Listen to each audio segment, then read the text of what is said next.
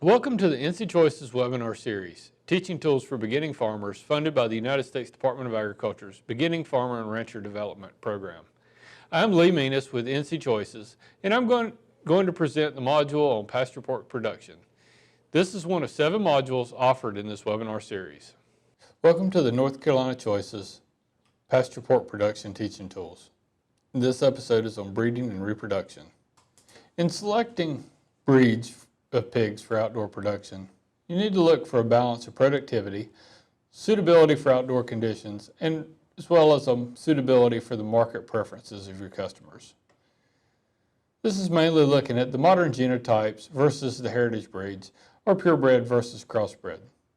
Really important traits for your pigs are hardiness and a vitality and disease resistance, an ability to forage, and strong legs to carry them around the pasture. For worker safety and other animal safety, quiet and docile temperaments are important. And for customers, you need to focus on a breed that provides a good meat quality. Pigmented skin will also help prevent animal welfare by preventing sunburn. For sows, look for prolific sows with good maternal instincts that have good milk production and decent fat reserves to help with that milk production. And once again, a good quiet and docile temperament for ease of handling. In boars, it's important to look at fertility and that the boars have a good libido and are docile enough to handle without any danger.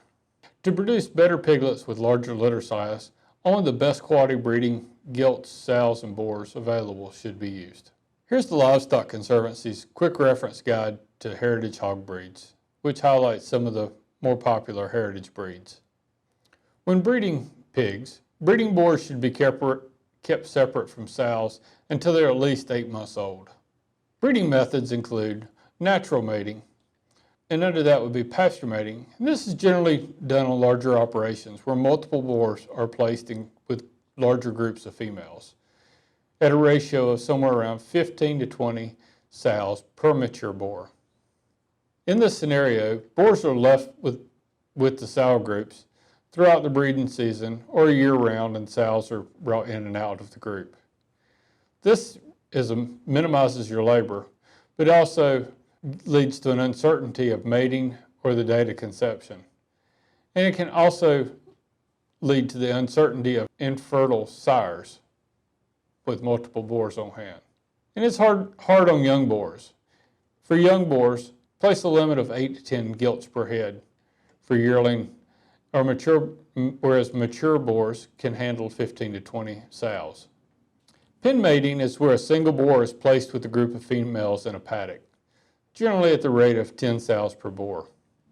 These are usually placed together for a period of 3 to 6 weeks in order to give the sows opportunity to experience 1 to 2 heat cycles for exposure to breeding.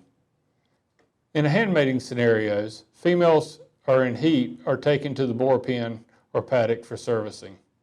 So they're brought to the boar one at a time, and this assures that the boar is not overused and that the mating records are accurate and complete. It does, however, increase your labor and your facility requirements. And it's recommended in these scenarios that the females are bred at least twice during the estrus cycle. It is possible to feed for improved reproduction by increasing the gilts or sows feed intake for 10 to 14 days with increased energy in their feed. It increases the reproduction rate by causing the sows to release more eggs, which results in larger litter sizes. For the boars raised in groups attain puberty earlier and have more aggressive libidos. A typical ratio for the boars is 15 to 20 sows per boar. Always allow new boars at least 2 months to adjust to the new environment before putting them to use. And first mating for young boars should be with similar sized females that are definitely showing heat. When around sows in heat, boars will exhibit their mating behaviors, which include grunting, nuzzling, and chomping. A lot of times they will begin to foam at the mouth, and they'll start to use their snout to check for standing heat. For frequency of use, you should use once daily or for 4 days a week, and young boars should be less. Preventing overuse can prolong the usefulness of your boars. Cull out any boars which are lame or have low libidos. And remember that extreme ambient temperatures can affect semen quality. And it takes 45 days from the start of production to the sperm is formed and ready. So any high or low ambient temperatures that affect that semen quality, the results of that stress will show up to 45 days later.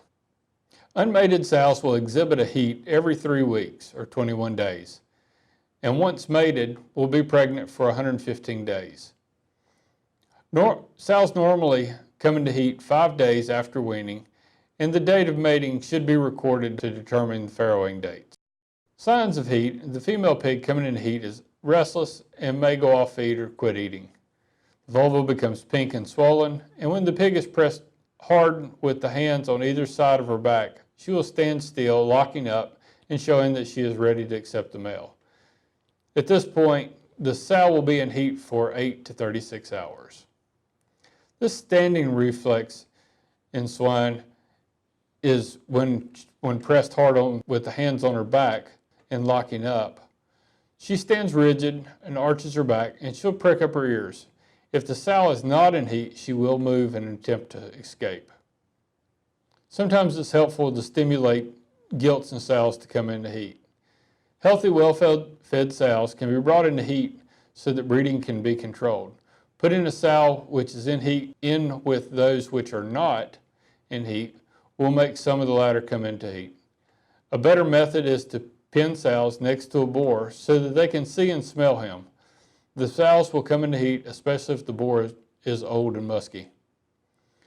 Remember that failure to come into heat can be a result of poor or too little feed or a health problem in the sow. Deficient estrus detection is the most important cause of infertility in breeding herds using controlled mating or AI, artificial insemination system. Typically, sows are checked for estrus once a day and gilts twice daily. In herds with estrus detection problems, heat checking sows twice a day is recommended. Gestation is the length of pregnancy. And the mean length in the sow is between 114 and 115 days, with a range of 111 up to 120 days. The easy way to remember this is 3 months, 3 weeks, and 3 days. Gilts tend to have slightly shorter pregnancies, and the variation within the range is influenced by the herd, the environment, breed, litter size, as it tends to be shorter with large litters or longer with smaller litters, and the time of year. As you can see from the list of behaviors here, these are from about 10 days out up to about 15 minutes before farrowing, the signs and progressions of the sow. Fortunately, difficult farrowings are not very common, generally less than 1% in swine production systems. But sows about to farrow should be observed approximately every 30 to 60 minutes to monitor progress. Farrowing is the process when the sow gives birth to the litter. This can range from 3 to 8 hours, and the piglets are usually delivered every 10 to 20 minutes, but there is a wide variation. There's often a larger gap between the first and second piglet of up to 45 minutes. The placenta, or the membranes surrounding the fetus, is usually delivered within 2 to 4 hours after the last pig. However, portions of placenta may be delivered during the farrowing period in between pigs. It's important to take care of the newborn piglets. Newborn piglets require an ambient temperature of about 82 to 86 degrees Fahrenheit, which is usually provided by good environment or supplemental heat if needed. Piglets that get adequate milk or colostrum soon after birth have the best chance of survival. Newborn piglets receive that maternal antibodies via this colostrum. And colostrum also provides the pig with a very high source of energy. Providing supplemental heat in farrowing huts is not as easy as in confinement, so care should be taken to ensure that the lamp won't break and start a fire with the bedding. At birth, pigs have no circulating antibodies to prevent major pathogens in their environment. Therefore, the sow must provide the antibodies with their offspring through the colostrum. Besides avoiding chilling, the most crucial aspect of this early care is to ensure that each pig gets the maximum amount of colostrum shortly after birth. For good reproductive performance, maintain a disease prevention program for the herd. Treat sows for internal and external parasites before moving to the farrowing paddock. Record breeding dates and calculate your farrowing dates. And move sows to your farrowing paddocks by the 110th day of gestation. Organize sows according to their age and parity and stimulate estrus, exposing females to adult boars. Conduct good estrus detection, especially if you're artificially inseminating. And also, remember that all newborn pigs should receive adequate colostrum. Providing quality housing and record sow productivity data to use later in selection and culling. Body condition scoring is used to monitor sow health and nutrition levels.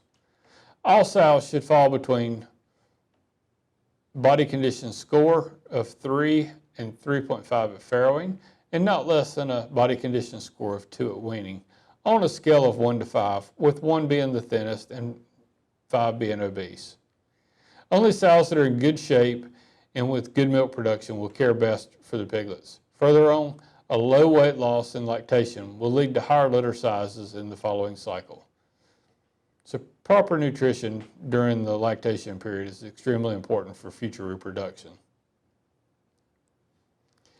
Heat stress impacts the reproductive performance.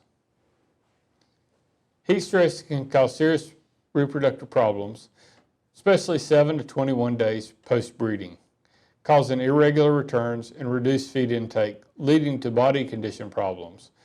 In the breeding herd, heat stress can cause farrowing rates to decline and litter sizes to drop. To minimize the impact of heat stress, ensure that the water supply, a quality water supply for drinking and cooling. Provide shade, either natural or with shade structures, and provide ample space for animals to lie around under those shade. Also, you can feed during the cooler times of the day. Remember, sunburn is common in early summer and can cause pregnancy failure, pain, and stress in the pigs. Therefore, it's essential to provide shade so the sows can get out of direct sunlight. Just as important as picking good quality sows from the start is to recognize when to cull these unproductive sows. You can look at a variety of problems that are reason to cull. Anestrus, or failing to show heat, failure to conceive after failed breeding attempts, loss of litters to abortion, continual lameness, or disease problems, poor performance, such as farrowing difficulties, poor litter size, poor lactation or rearing ability, poor maternal behavior, and a decrease in productivity compared to the herd average. To reduce involuntary culling, select sows for longevity by maintaining good records. Reduce body condition during lactation, and body condition score your sows to be aware of nutritional deficiencies. Feed on a group basis after sorting by body condition, and consider a skip-a-heat policy where appropriate. Always check the legs and feet after each farrowing cycle. Some diseases can even cause reproductive failure. These are some of the common diseases of serious concern in pasture pork operations.